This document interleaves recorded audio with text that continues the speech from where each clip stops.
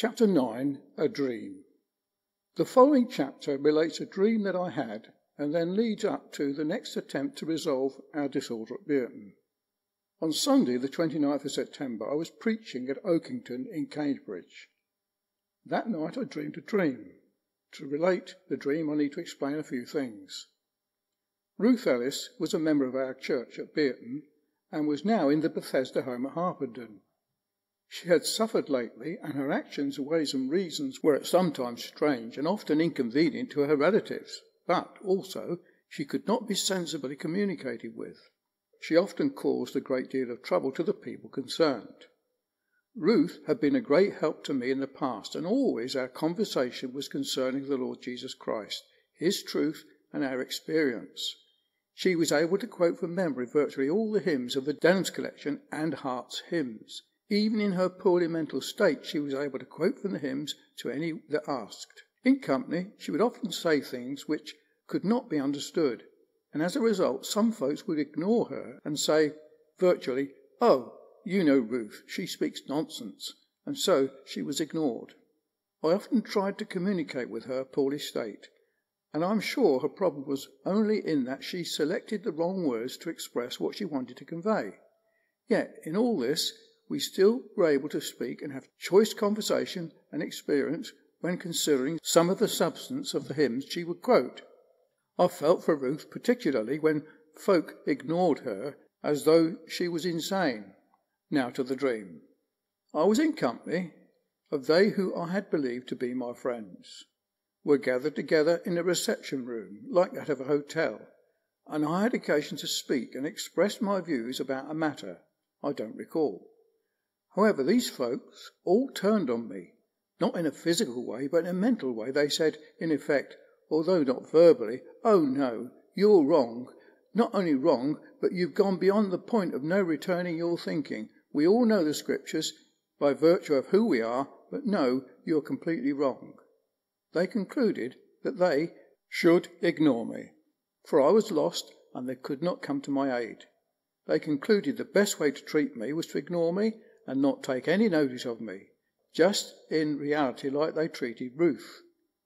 To politely smile at my words, but take no notice of me, whatever I said. This loneliness and isolation that I felt was just as I believed Ruth Ellis must have felt when she was ignored. I cannot find words to express the depth of grief I experienced when I realized I was so alone. I woke and spoke my mind to my wife, weeping. I was resolved to speak the word of God, even though I would be counted a madman. The truth to me was more important than those so-called friends. Who these friends were in my dream, it matters not, for I do not think it relevant.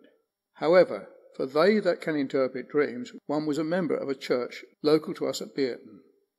Following all these events, it was necessary to do something. I called a church meeting for the 19th of October, 1983. Not that I had the authority, but something had to be done.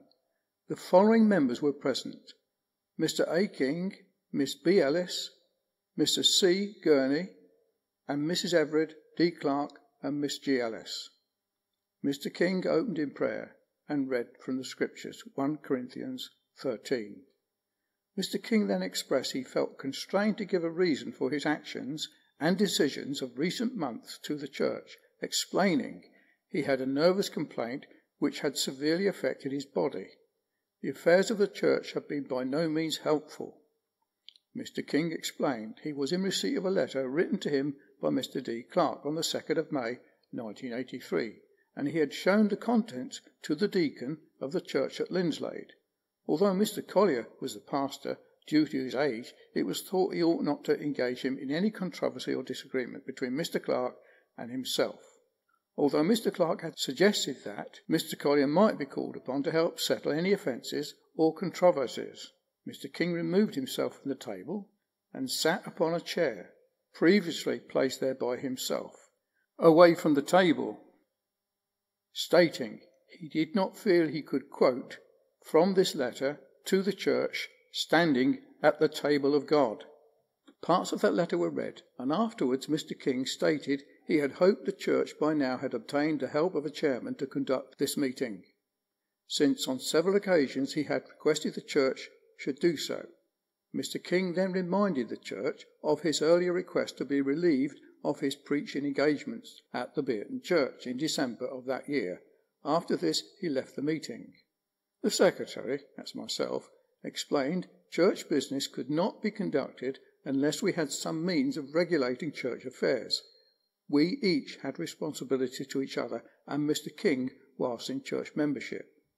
The secretary put a motion to the church that since a serious disorder existed in the church, it was necessary for them to seek someone to act as an overseer without delay until such time as we were settled and able to function as a body. Mr. J. Godstone, minister of the gospel at Kent, was proposed by the secretary that in his prayerful and considered opinion he was the only person known to himself able to act in this capacity. The secretary also proposed one of our trustees be asked and named Mr. P. Janes of Eaton Bray to help settle in order to settle things which were wanting. Consideration was given to the seriousness of our affairs and viewed it harmful to leave such a decision for a further month, even though the Gospel Standard Articles of Faith Rule 15 stipulated 1 month notice should be given to such a decision. The matter was agreed, although Mrs. Everard suggested we ask Mr. Ramsbottom of Luton Bethel Chapel to act in the above-mentioned capacity. The motion was put to the church and carried by vote. I was surprised that Mr. King read from the letter that I had sent to him, for I understood this matter was resolved between us, but now he had opened up the whole issue again. I was offended that only parts of the letter were read and not the whole, because the parts he read cast a sinister shadow upon the whole letter. The other point which was a surprise to me was that Mr. King spoke of the table of God. Now, what did he mean? What connection had he with Mrs. Everard? Again I realised this could not go on without a check. What was I to do? I wrote immediately to Mr. John Godstone with our request to help, but sadly for us he was not in the position to do so. Here is his letter of response to that request.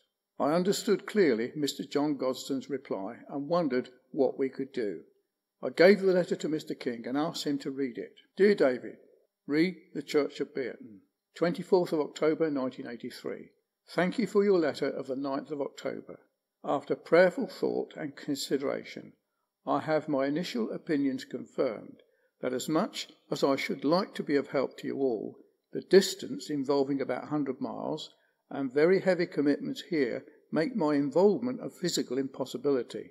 I have felt with sorrow the evident lack of respectful leadership and lack of unity in the fellowship of late, and my heart aches for you as I remember the situation when it was so very different. May I therefore make a suggestion that you make a new approach to the problem of considering carefully the characteristics of a true Christian church.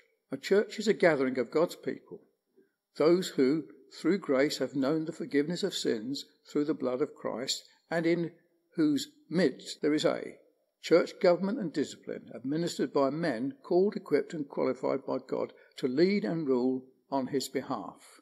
Ephesians 4, verse 11 to 16. Only matters previously agreed and considered by the men should be put to the church meeting. B. Preaching of the whole counsel of God by those called of God to do so. Romans 10, verse 13 to 15. C. The administration of baptism and the Lord's Supper as an outward and public avowal of union with Christ and in him, unity with each other at the table, all to be done with one accord.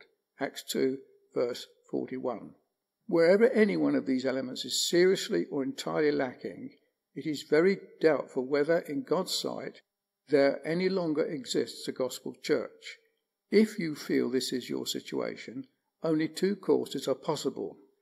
For the church to unanimously appoint, from its own midst, male members, those qualified in accordance with 1 Timothy 3, in whom there will be complete confidence, and for whom all would have respect. Or, if the above is impossible, then to seek to place yourselves under the discipline and oversight of a properly constituted gospel church as near to Bearton as possible, and to remain under their discipline until such time as God may raise up men from your own midst who could undertake the responsibility. I trust these thoughts may be helpful.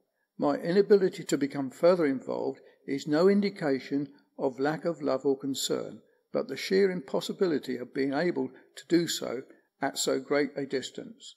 My Christian love to you all. Yours sincerely, John Gosden.